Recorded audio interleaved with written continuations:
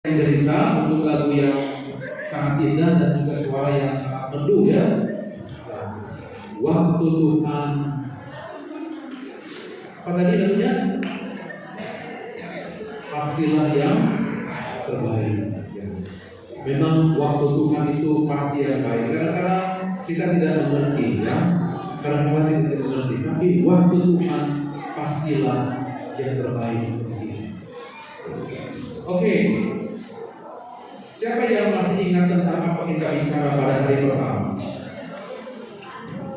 No, bukan hari pertama. Hari Senin lalu. Sebab hari pertama itu pendeta Amer. Kalau tidak ingat, saya mau recall sedikit ingatan kita. Banyak orang bermimpi untuk memberikan pemerintahan baru. Masih ingat kan? Ya, ada nama-nama yang terkenal yang berusaha untuk mendirikan pemerintahan baru. Tapi kita belajar dari Daniel pasal yang berapa? 2. Hanya ada satu kerajaan yang bertahan kekal dan besar sampai selama-lamanya, yang disebut dengan kerajaan yang terbuat dari batu, bukan emas. Dia juga dia emas, tapi dia akan bahkan kalah oleh karena perak. Perak kalah oleh tembaga, tembaga kalah oleh besi, besi kalah oleh besi bercampur tanah. Tidak. Tapi yang kekal itu adalah kerajaan Allah. Dan dia berjanji dia akan mendirikan kerajaan. Saat kita bingung, saat manusia bingung, maka Tuhan memberikan satu perlindungan. Dan perlindungan itu dia akan datang tepat pada waktunya. Masih ingat ada seorang pemburu apa? Rusa, yang hutan pada waktu itu terbakar dan dia tidak tahu kemana jalan keluar. Tapi ada pertolongan tepat pada waktu. Kemudian tadi malam kita belajar tentang apa? Bercerai. Dan bercerai itu adalah semacam pengaman, jaminan bagi kita. Sama seperti bangsa Israel, dia harus memotong korban kemudian mengumpulkan darah di atas malam minggu. Maka kalau kita tidak memakai bercerai itu, maka kita tidak akan bertahan. Dan bercerai itu adalah hari sekalah. Baik, pada malam ini kita akan membahas satu pembahasan yang lain. Resep untuk kebahagiaan pribadi. Kenapa kebahagiaan pribadi? Karena ini melibatkan personal decision, keputusan pribadi. Ini melibatkan keputusan yang saya, saudara-saudara, adik-adik sekalian, dan orang tua siapa saja yang harus ambil secara pribadi. Dan apa resep? Kita membutuhkan sesuatu yang membuat kita tenang menghadapi dunia yang penuh dengan masalah. Ada orang ketika dia mendapatkan masalah, dia langsung bagaikan bagaikan pertahanannya itu seperti hanya setipis selaput saja. Ya. Jadi yang disebut dengan mungkin seperti self defense mekanismenya itu, mekanisme pertahanan dirinya itu sangat rapuh. Jadi ketika diserang oleh masalah, dia langsung bocor, langsung rapuh, dan kepribadiannya pun langsung jauh. Tapi ada orang yang dia begitu kuat, apapun yang terjadi kepadanya tetap dia kuat. Biasanya yang lebih kuat dalam hal ini wanita atau perempuan? Salah ya? Wanita dan perempuan sama ya? Ya, maksud saya wanita atau pria? Mana yang lebih kuat biasanya? Wanita ya, lebih kuat ya. Karena mereka multitasking ya. Mereka multitasking. Mereka bisa melakukan satu pekerjaan dalam satu waktu yang sama. Karena mereka lebih kuat menahan rasa sakit dibanding dengan kita. Ya. Mereka lebih kuat ketika mereka sakit. Mereka lebih kuat untuk menahan rasa sakit. Dan resep yang saya sebutkan pada saat ini adalah apa yang kita harus lakukan, yaitu kita berbicara tentang baptisan. Baptisan itu memiliki arti yang sangat besar, dan itu ditetapkan oleh Yesus sebelum kematiannya di kayu salib. Banyak di antara kita mungkin bertanya, apakah perlu baptisan? Apakah saya perlu untuk dibaptis? Dan hari ini kita akan mempelajari perlu atau tidak saya dibaptis. Ada 3 peristiwa yang orang ingat dalam kehidupan. Coba tebak apa saja itu yang biasanya peristiwa penting dalam kehidupan. Apa itu? Lahir. Kemudian apa lagi? Jangan langsung mati lah. Masa langsung mati? Sebelum mati apa dulu? Ya, menikah dulu ya. Menikah atau kawin dulu ya. Ya. Yang diingat orang. Kemudian apa lagi? Ya, hari kematian ya. Mati. Itulah peristiwa yang mungkin penting, yang sangat penting dalam kehidupan orang. Bagi kami, apalagi yang masih memegang teguh adat istiadat leluhur. Ya, kalau orang lahir itu mesti ada namanya hajatan istilahnya. Jadi ada semacam selamatan, ucapan syukur karena ini lahir. Jadi diundang, kemudian orang datang, itu ada satu hari ditetapkan. Itu udah orang sudah datang ke rumahnya, lalu datang ya diperkenalkan ini anak sudah lahir, kemudian namanya juga disebut, anaknya ini adalah namanya. Dan tentu pada waktu menikah kita tahu di hampir semua ada pesta pernikahan pun ya, dalam Alkitab sering disebut pesta pernikahan. Tapi kalau meninggal biasanya berbeda. Di salah satu suku di Indonesia namanya suku Toraja, saudara mulai search suku Toraja. Nah, suku Toraja ini kalau ada orang meninggal, ya, apalagi kalau orang tua, maka anak-anaknya harus berdoa banyak. Bukan karena begitu sedih orang tuanya meninggal, tapi karena ada memaksa mereka harus mengadakan pesta yang besar. Kadang-kadang mereka harus mengeluarkan uang begitu besar, mungkin bisa sampai 100.000 ringgit, mungkin seperti itu. Mereka harus keluarkan karena kadang-kadang mereka harus mengadakan pesta 1 bulan, memotong kerbau. Dan kalau tidak ada uangnya, maka kadang-kadang itu masih dibiarkan, tidak dikubur, tapi mayatnya dibuat sebuah rumah sampai nanti mereka bisa membayar.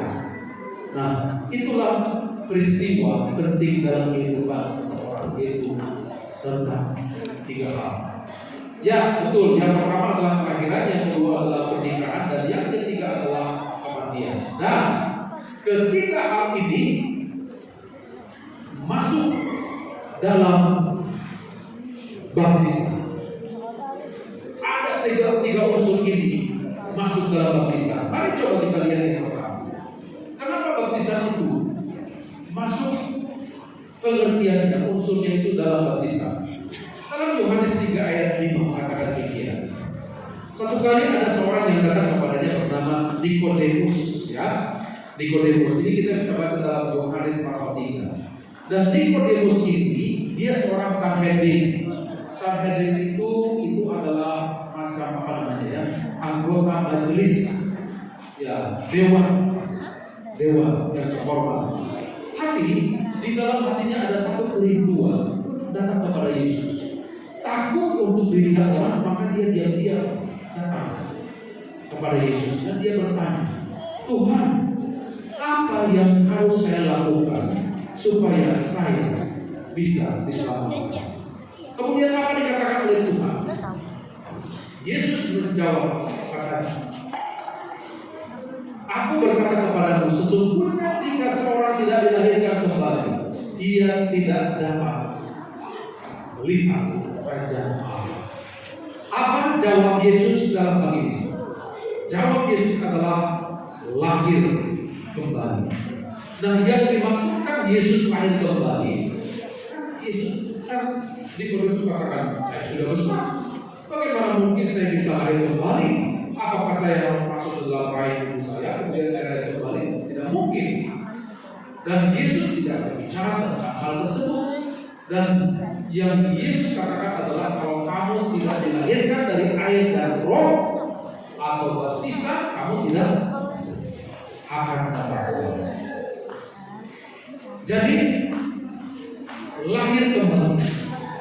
Yang kedua adalah dalam Galatia 3 ayat 27. Karena kamu semua yang dibaptis dalam Kristus. Jadi kalau kita dibaptis dalam Kristus, berarti kita telah mengenakan Kristus. Mengenakan Kristus artinya bergabung bersama dengan Kristus. Kristus ada dalam diri kita. Itu sama seperti suami istri kemanapun sama-sama.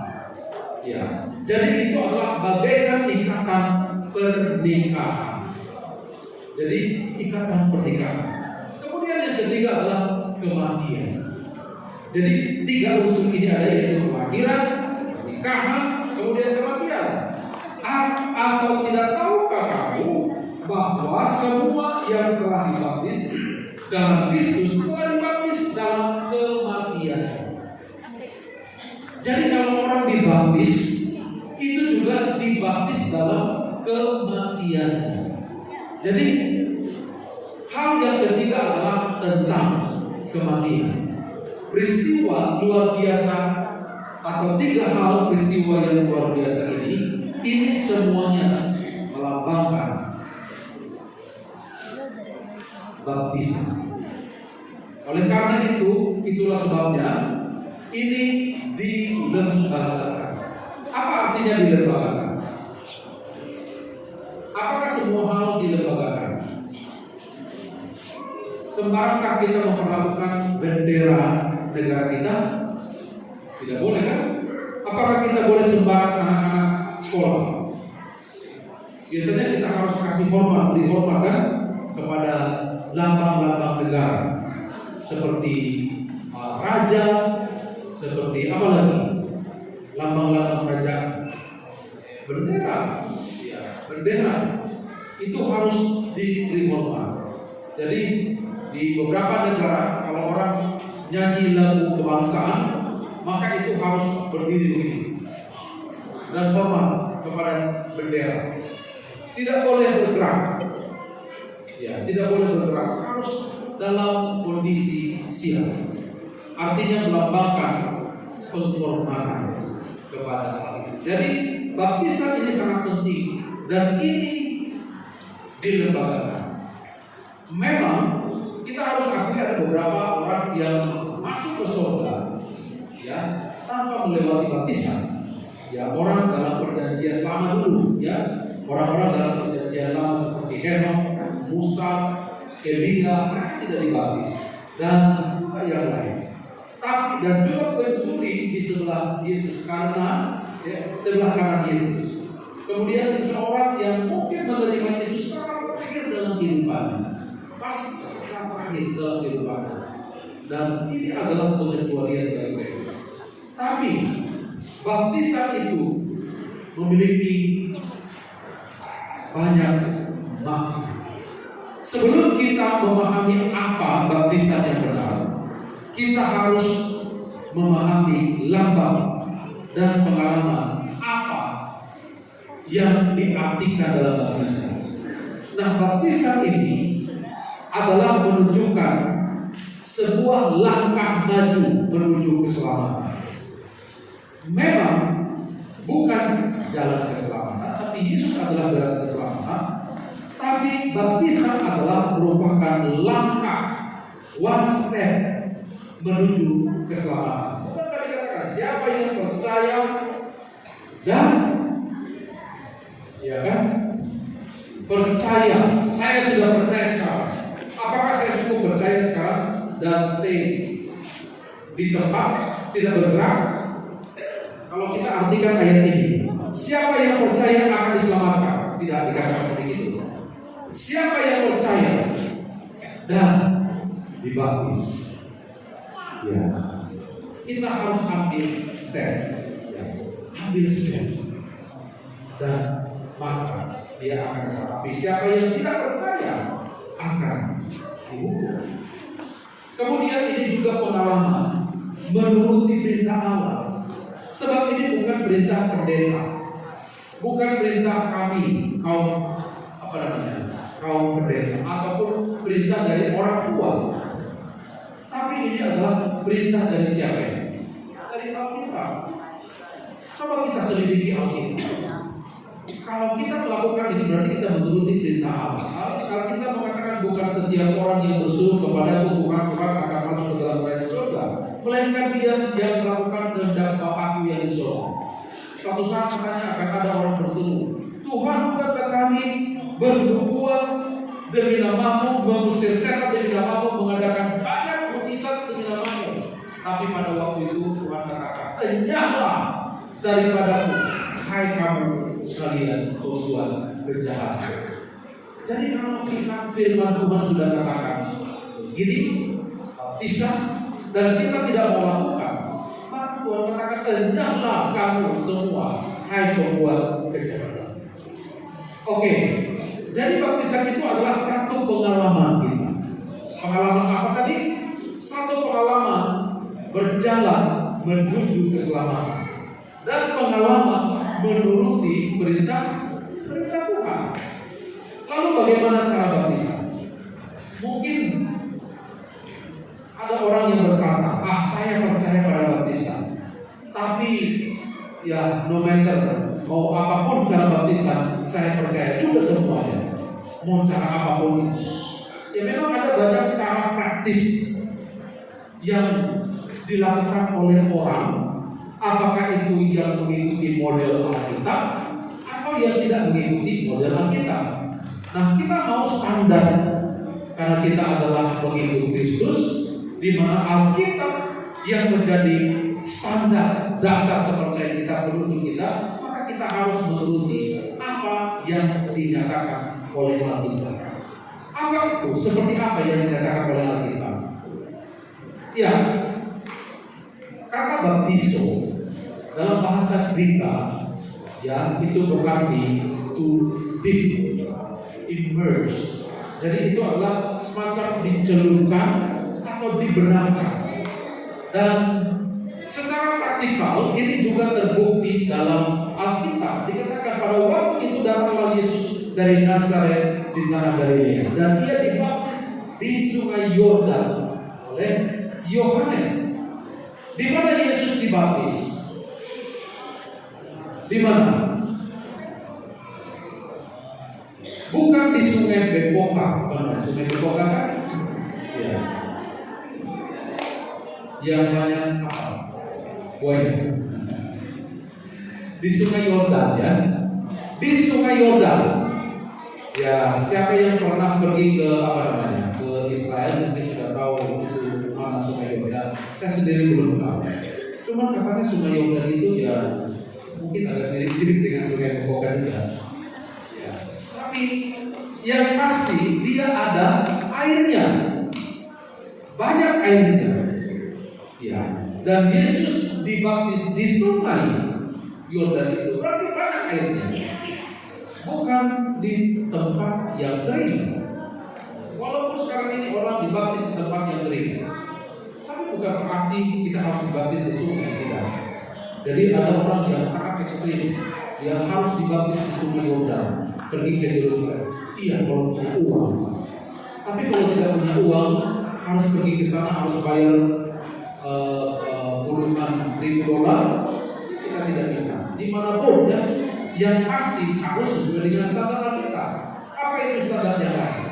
Pada saat dia keluar dari air, ini buku Markus mengatakan pada waktu dia keluar dari air, dia melihat langit terkoyak dan roh seperti itu, seperti gunung merpati turun ke atasnya. Kalau seandainya Yesus dibaptis bukan dengan air, hanya mungkin dituangkan air pakai pakai diper gayung ya, atau hanya dipercik, diambil air dari baskom kemudian dipercik begini. Untuk apa dia keluar dari air? Untuk apa Yesus keluar dari air? Tidak perlu. Tapi Yesus keluar dari air. Atau kalau memang baptisan itu cukup dipercik, ya sudahlah. Yohanes turun ke air kemudian naik disiram-siram begini. Ya, tapi tidak begitu. Kelihatannya praktiknya tidak begitu. Dan juga terdengar suara dari surga, "Engkaulah anakku yang kukasihi, kepadamulah aku berkenan." Dan ini satu lambang penerimaan, welcome. Jadi setelah Yesus dibaptis, ada satu peristiwa welcome, selamat datang. Dan Allah, Tuhan merestui, membenarkan praktek baptisan yang dilakukan oleh Yohanes kepada Yesus. Ada seorang penulis bernama Dr. Stanley, Christian Institution, dalam page 90 dikatakan demikian. Selama 13 abad pertama, praktek baptisan hampir universal adalah baptisan yang kita baca dalam Perjanjian Baru. Dan arti sebenarnya kata membaptis itu diceburkan. Cebur itu kalau sungai lompat, cebur dia masuk ke dalam, ditenggelamkan, dibenamkan ke dalam air. Jadi tidak ada yang tersisa, semua sampai ujung dari kaki sampai ujung rambut semua tenggelam. Ini kata Dr. Stanley, bukan kata Mark Finley, bukan kata Ted Wilson sebagai ketua GC kita, tapi orang 13 abad pertama itu masih praktekkan bersama. Jadi kalau kita lihat bahkan di gereja Katolik zaman dahulu, kalau kita ke sana masih ada namanya kolam-kolam baptisan di gereja-gereja itu masih ada, karena memang praktek itu masih ada sejak dari dulu. Kita mau contoh lagi, siapa lagi yang mengalami baptisan Islam kan? Ya, siapa ini? Sida ya. Ya, dalam Kisah Para Rasul pasal 8 ayat 36 dan 37. Ini Filipus ketika ia membaptis sida dari Ethiopia. Itu sida itu ya, dari Ethiopia itu adalah semacam pengawal ratu, dia adalah pengawal ratu. Mereka melanjutkan perjalanan mereka dan tiba di satu tempat yang ada air. Lalu kata sida itu, "Lihat di situ ada air. Apa halangannya jika aku dibaptis?" Jadi tempat yang ada airnya cukup. Apakah itu seperti kolam? Ya. Apakah itu seperti, tidak harus sungai? Apakah itu seperti kolam? Yang pasti itu ya cukup airnya untuk membaptis. Ya. Dan datang Filipus. Kalau Tuhan percaya. Jadi syarat yang pertama itu adalah percaya dengan segenap hati. Boleh jawab dan katakan, "Aku percaya bahwa Yesus Kristus adalah anak Allah." Lalu siapa aja ini? Orang Ethiopia itu menyuruh menghentikan kereta karena dia sedang mengawal ratu Sri Kandari. Dia sedang mengawal. Dan dikatakan bahwa Tuhan mengatakan kepadanya, dan Filipus berbicara tentang firman Tuhan. Setelah dia yakin, "Saya mau dibaptis," katanya. Kemudian mereka keduanya turun ke air, baik Filipus maupun siapa? Sida itu. Dan Filipus membaptiskan dia. Dia itu adalah siapa? Sida itu. Jadi di sana ada lambang apa tadi? Kelahiran, pernikahan, dan kematian. Paling tidak, baptisan ini melambangkan penguburan dan kebangkitan. Kalau kita baca dalam Kolose 2 ayat 12, "Karena dengan dia kamu dikuburkan dalam baptisan, dan di dalam dia kamu turut dibangkitkan juga oleh percayamu kepada kerja kuasa Allah yang telah membangkitkan dia dari orang mati. Ya. Karena dengan dia, dengan siapa? Dengan siapa ini dia ini? Dengan Kristus. Dengan Kristus kita dikuburkan dalam baptisan. Jadi baptisan itu sama seperti menguburkan, ya, menguburkan. Dan di dalam dia kamu juga turut dibangkitkan. Jadi dikuburkan lalu dibangkitkan. Banyak yang tidak mau menerima apa yang Tuhan katakan. Ya, mereka tidak mau melakukan apa yang Tuhan beritakan. Mungkin seperti ini. Kalau baptisan itu sama dengan penguburan. Kalau menguburkan, ini menguburkan ya, bukan dikremasi. Beda dia, dikremasi apa? Dibakar ya, bakar, bukan. Ini dikuburkan. Kalau dikuburkan itu harus digali tanah kan? Digali tanah, ya kemudian dia dikuburkan. Itu dengan tanah. Seberapapun dalamnya itu harus digali tanah, kemudian dikuburkan. Tidak cukup hanya mengambil tanah segenggam kemudian diletakkan di atas kuburan itu sudah selesai. Lalu ditinggalkan peti itu oleh keluarganya, tidak. Tapi ditutup, bahkan disemen, apa namanya? Dicor, ya, dicor, dipakai konkrit supaya betul-betul kuat. Dan itulah arti baptisan ini. Lalu apa yang diajarkan oleh tata cara baptisan itu? Mari kita lihat dalam buku Roma pasal 6. Ya, adik-adik, teman-teman, adik-adik, kalau ada Alkitab boleh dibuka ya, tapi boleh dilihat di sini. Apa kata firman Tuhan? Dengan demikian kita telah dikuburkan bersama-sama dengan Dia oleh baptisan dalam kematiannya. Ya. Kita dikuburkan dalam baptisan. Dalam metode baptisan maka itu adalah proses penguburan.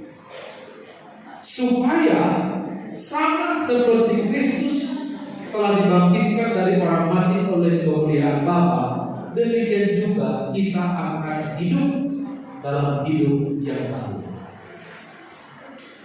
Tadi kita berbicara tentang baptisan itu ada apa? Kelahiran. Jadi ada juga kematian. Apa yang dimatikan dalam baptisan? Manusia lama kita. Ya, manusia lama itu. Apa itu manusia lama? Apa saya punya dua kepribadian, manusia lama dan manusia baru? Tidak. Tapi dua fase kehidupan. Fase ketika saya tidak percaya kepada Kristus dan fase ketika saya sudah percaya kepada Kristus. Fase ketika saya tidak percaya kepada Kristus itu sudah ditinggalkan, dikuburkan dalam buat baptisan itu, kemudian dibangkitkan dari antara orang mati, maka kita masuk dalam hidup yang baru. Itulah yang disebut dengan hidup di dalam Kristus. Makanya Paulus mengatakan dalam Galatia pasal 2 ayat berapa itu? 20. Adapun hidupku ini bukannya aku lagi, melainkan Kristus yang hidup di dalam aku. Jadi bukan kita lagi yang hidup, tapi Kristus yang hidup di dalam aku. Nah, inilah sebuah pengalaman Tuhan. Lanjut dikatakan, sebab jika kita telah menjadi satu dengan apa yang sama dengan kematiannya, ya, sama dengan ketika Yesus mati, kita juga akan menjadi satu dengan apa yang sama dengan kebangkitannya. Jadi mati seperti Yesus telah mati untuk kita, kemudian bangkit kembali dalam manusia yang baru. Karena kita tahu bahwa manusia lama kita telah disalibkan supaya tubuh dosa kita hilang kuasanya, agar jangan kita menghambakan diri lagi kepada dunia. Jadi kita tidak lagi tidak diikat lagi oleh perhambaan dosa, tapi kita sudah bangkit dalam manusia lama karena kita sudah percaya. Jadi intinya adalah kematian dan penguburan kehidupan lama yang dari dosa dan kelahiran baru serta kebangkitan sebagai pribadi yang baru dalam Kristus. Itulah yang dilambangkan dengan baptisan. Lalu bagaimana caranya supaya menerima baptisan? Yang pertama adalah percaya. Berapa umur orang bisa percaya? Berapa umur orang bisa percaya? Anak kecil tidak bisa percaya, tidak punya pertimbangan. Kalau diajarkan, dia masih bergantung kepada orang tuanya. Oleh sebab itu kita tidak mempraktekkan baptisan bayi. Tapi ketika dia sudah percaya kepada Yesus, sama seperti ketika Yesus 12 tahun, dia sudah bisa bersoal jawab dengan rabi-rabi.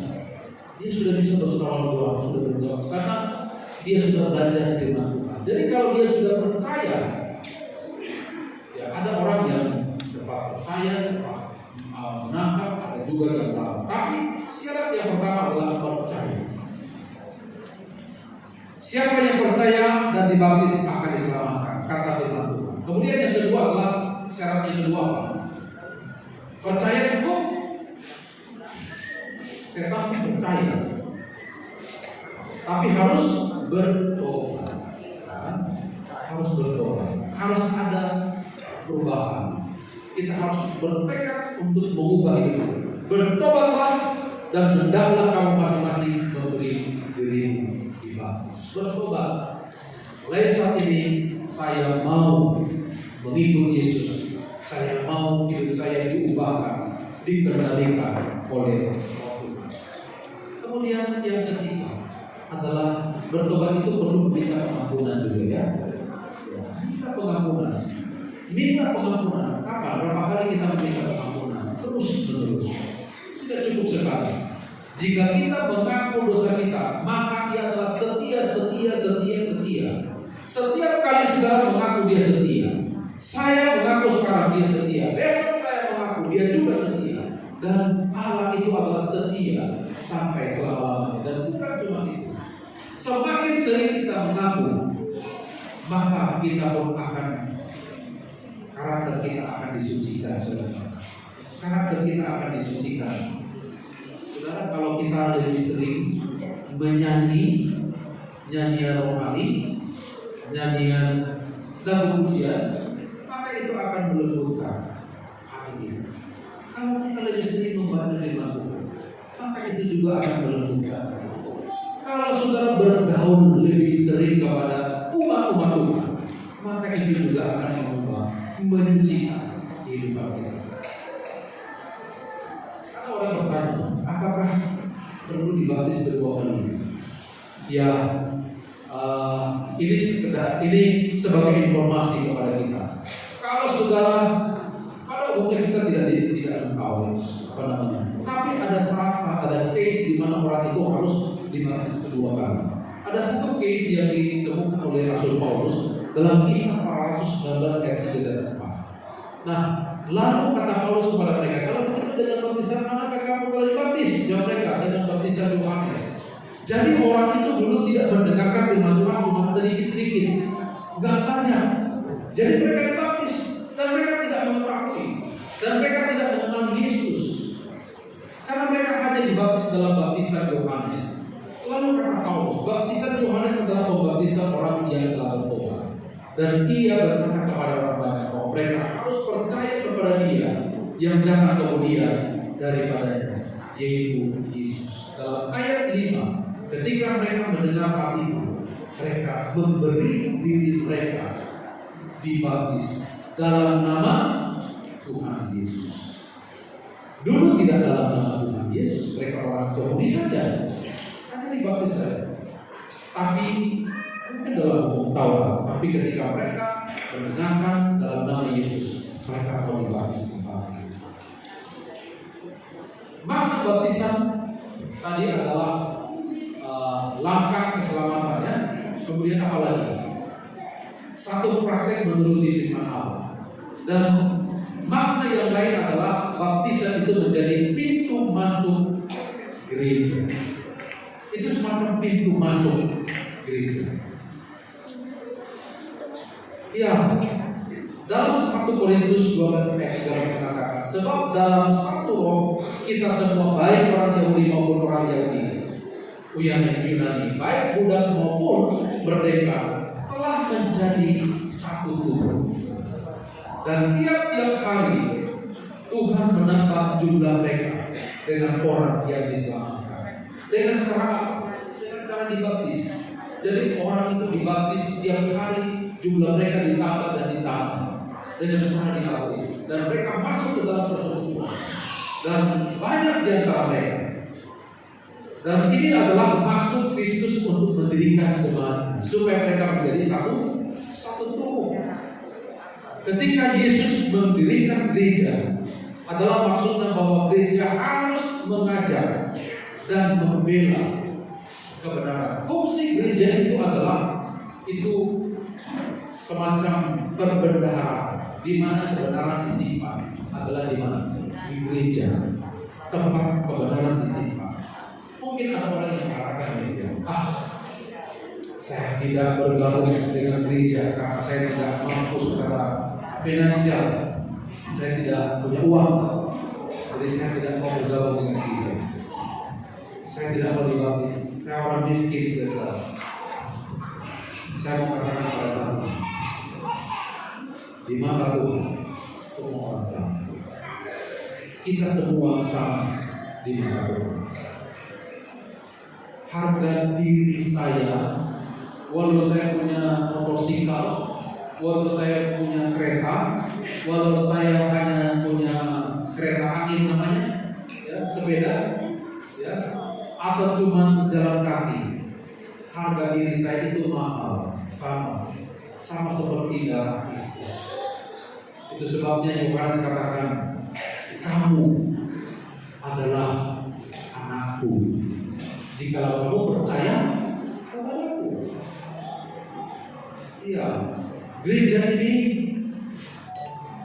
semua orang diminta untuk mendukung gereja. Tuhan katakan bahwa persepuluhan itu ke dalam rumah perbedaan. Tuhan tidak katakan kepada orang kaya bahwa 20%, dan kepada orang miskin katakan bahwa 5% saja. Sama semuanya di mata Tuhan. Dan Tuhan katakan, bukankah aku membukakan bagimu tiap-tiap langit untuk mencerahkan berkat kepadamu sampai berlimpah. Ya. Tuhan mempunyai rencana, dan Allah itu adalah Allah yang penuh kasih dan Allah yang adil. Atau ada orang yang mengatakan demikian, saya tidak mau bergabung dengan gereja karena saya tidak layak. Saya tidak layak. Dosa saya banyak. Saya tidak layak. Saudara-saudara, gereja itu adalah tempat orang yang memang harus dilayani. Kepada jemaat di Efesus, jemaat di Kolose, Paulus menyapa orang-orang kudus yang ada di Kolose. Bukan berarti ketika mereka disebut orang-orang kudus mereka sudah kudus kita. Tapi Paulus mengatakan orang-orang yang sedang dikuduskan. Kita ini adalah orang-orang yang sedang mengalami proses penyucian, pengudusan di gereja ini. Kita semua adalah orang-orang yang tidak layak di hadapan, tapi Tuhan melayani kita. Tuhan memanggil semua orang berdosa untuk datang kepada-Nya. Yang baik itu cuma satu, itu siapa? Yesus. Dan Yesus katakan, marilah kepadaku semua yang letih dan sudah berbeban berat, aku akan memberikan kelegaan kepadamu. Beberapa komentar ada juga yang pernah saya dengarkan, saya sudah datang ke gereja, kemudian dia pergi lagi, tidak jadi dibaptis, keluar dari gereja. Kenapa? Dikatakan, saya tidak mau bergabung dengan gereja karena ada orang-orang apa itu? Hipokrit, apa itu? Munafik, ya. Ada munafik di gereja. Mungkin kita akui ada beberapa orang munafik di gereja. Ini tidak disangka. Itu sama seperti perumpamaan tentang lalang dan gandum. Dalam perumpamaan lalang dan gandum itu, setan sendiri yang datang untuk menaburkan benih apa? bibit gandum, bibit lalang. Ketika Tuhan itu sudah menaburkan bibit gandum, setan datang dengan sengaja untuk menaburkan benih yang lain. Tapi apakah harus dicabut lalang itu? Apa kata Alkitab? Biarkan mereka. Nanti kalau mereka sudah keluar buahnya, tahu lalang kita di sini ada peranam padi Pak ya, peranam padi. Saya juga tahu peranam padi.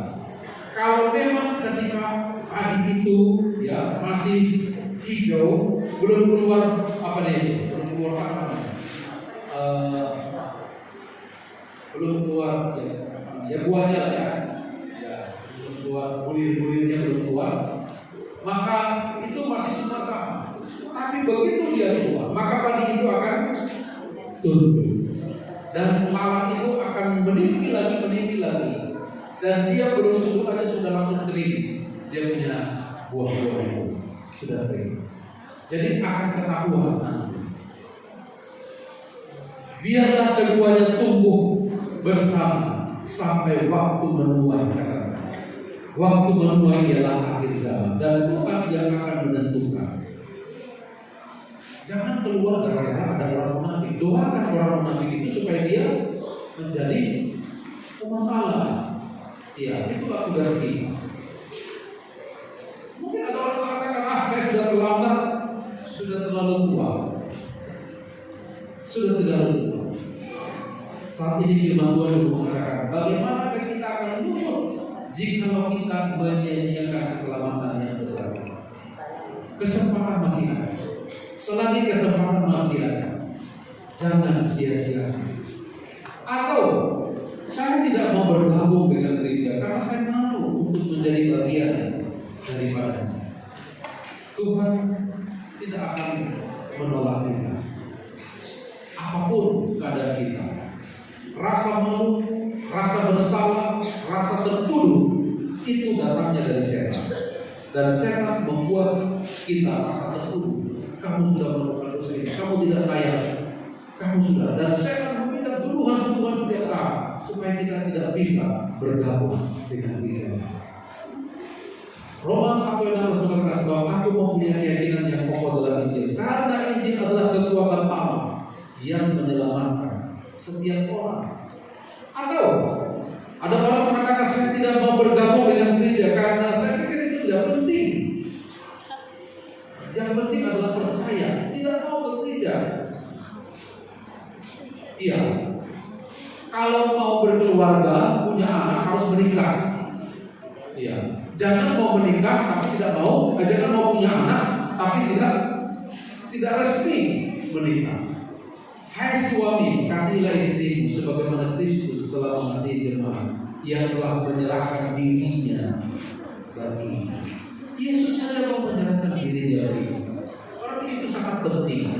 Kita harus menyerahkan diri kepada Tuhan. Saudara-saudara yang dikasihi oleh Tuhan, saat ini kita dipanggil untuk datang kepada Tuhan. Buku Wahyu 12 ayat 17 mengatakan, maka marahlah naga itu kepada perempuan itu, lalu pergi memerangi keturunannya yang lain, yang menuruti hukum-hukum Allah dan memiliki kesaksian Yesus. Gereja ini dilambangkan dengan satu umat yang memiliki ciri. Apa cirinya? Menuruti hukum-hukum Allah dan memiliki kesaksian Yesus. Apa itu kesaksian Yesus? Kesaksian Yesus adalah Roh Kudus. Apa itu Roh Kudus? Roh Kudus adalah semua tulisan dari nabi-nabi, perjanjian lama, perjanjian baru, bahkan Roh Kudus yang diberikan kepada kita melalui Yesus Kristus. Dan untuk masuk ke dalam gerejanya, mungkin di antara kita ada yang mungkin saya sudah Kristen, mungkin saya sudah mengikut Kristus, tapi belum memiliki ciri-ciri ini, menuruti hukum-hukumnya dan kesaksian kebenaran. Saat ini Tuhan mengatakan, Tuhan memanggil kita keluar dari kegelapan. bergabung dengan Tuhan. Sebab Tuhan katakan kemudian daripada itu, aku melihat seorang malaikat lain turun dari surga. Ia mempunyai kekuasaan besar dan bumi menjadi terang oleh kemuliaan. Ia berseru dengan suara yang kuat katanya, sudah lumpuh Babel. Dan ia telah menjadi tempat kediaman roh jahat dan tempat bersembunyi semua roh najis, segala burung yang najis dan yang dibenci. Lalu mendengar suara lain dari surga berkata, pergilah hai umat, pergilah daripadanya, supaya kamu jangan mengambil bagian dalam dosa-dosa, supaya kamu jangan ditimpa malapetaka. Saat ini saya mengundang Anda, mengundang saudara untuk mengambil keputusan bagi saudara-saudara yang mau menerima Yesus. Saya mengundang saudara untuk berdiri. Dan bagi saudara yang mau berdiri berasa, mungkin apakah bisa sedang piano dimainkan atau saya mengundang karena topik membahas pada malam ini adalah pertolongan. Bila mana saudara mau menerima Yesus sebagai juru selamat pribadi, mungkin bagi mereka yang belum menerima Yesus sebagai juru selamat pribadi, seperti yang dinyatakan lewat pelajaran ini, yaitu firman Tuhan, bahwa saudara mau bergabung menerima Yesus sebagai juru selamat pribadi, saya mengundang saudara maju ke depan untuk berani menyerahkan imannya kepada Yesus, bergabung dengan umat sedunia. Jangan terlambat, sekaranglah waktunya.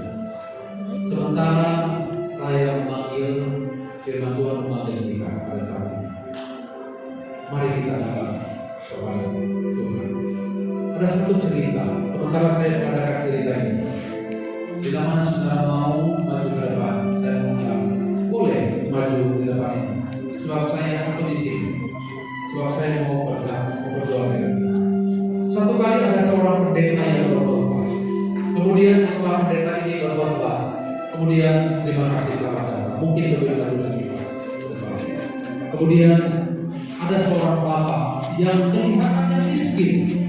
Kemudian dia mengatakan kepada penceramah, Bapak, saya rindu pendeta boleh datang ke rumah saya. Kemudian pendeta ini mengatakan, oke, saya akan datang. Berikan alamat dan arahkan. Kemudian dia menerima alamatnya hari ke depan. Kemudian dia memberikan alamatnya kepadanya, dan setelah dia memberikan alamat kepadanya, besok harinya sang pendeta datang ke rumahnya. Dan pada waktu pendeta datang ke rumahnya, dia pikir orang ini miskin. Ternyata setelah dia datang, dia bertemu. Dia datang, rupanya ada satu rumah yang sangat mewah, sangat besar, sangat indah. Dan dia melihat, oh ini rumah bapak itu. Dia agak bingung, apakah ini rumah bapak itu atau tidak. Tapi orang itu mengatakan, mari datang, ini rumah saya. Saudara-saudara, ketika sang bapak ini bercerita, saya dulu adalah orang kaya waktu muda. Pada waktu muda, saya jatuh cinta kepada seorang perempuan yang cantik sekali. Ketika saya jatuh cinta kepadanya, kemudian saya menikah dengannya. Tapi dia beda iman dengan saya. Saya tidak peduli dengan kerohanian, tapi wanita yang saya sangat cintai ini, dia rajin beribadah dan beriman, sangat setia beriman kepada Tuhan. Lalu saya pikir tidak apa-apa. Nanti ketika saya menikah, saya akan rubuhkan imannya.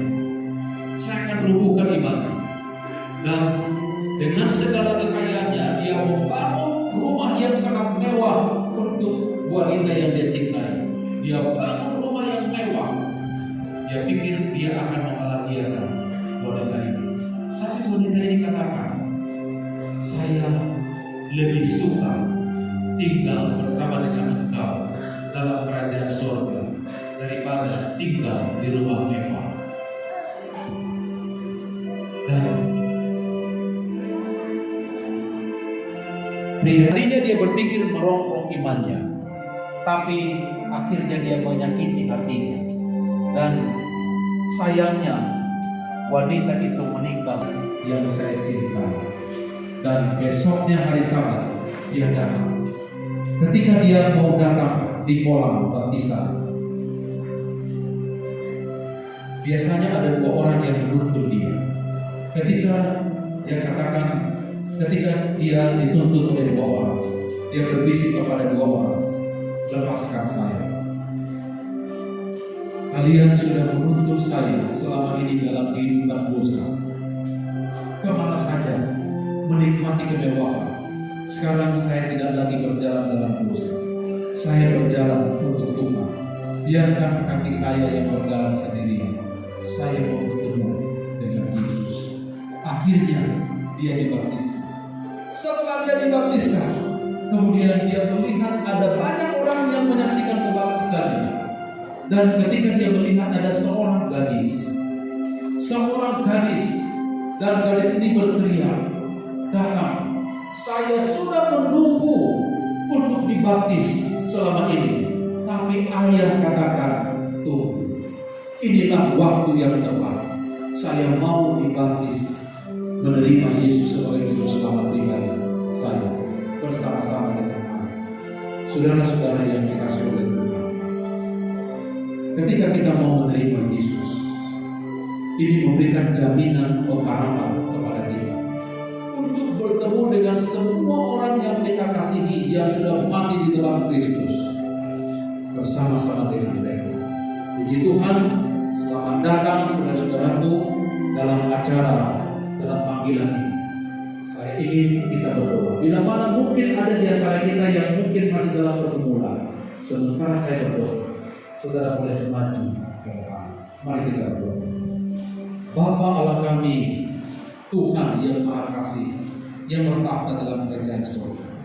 Terpujilah Engkau, Allah yang baik, Allah yang Maha Kasih.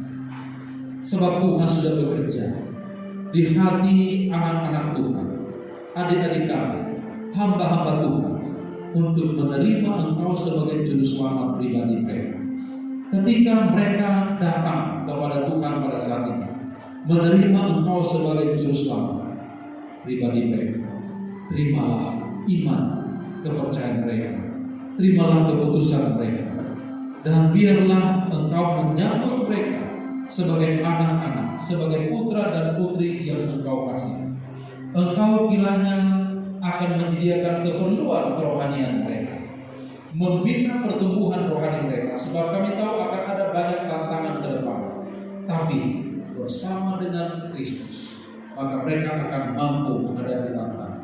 Bila mana ada di antara kita yang masih dalam pergumulan, kiranya Kristus yang bekerja pada saat ini di dalam hati, kiranya jangan keraskan.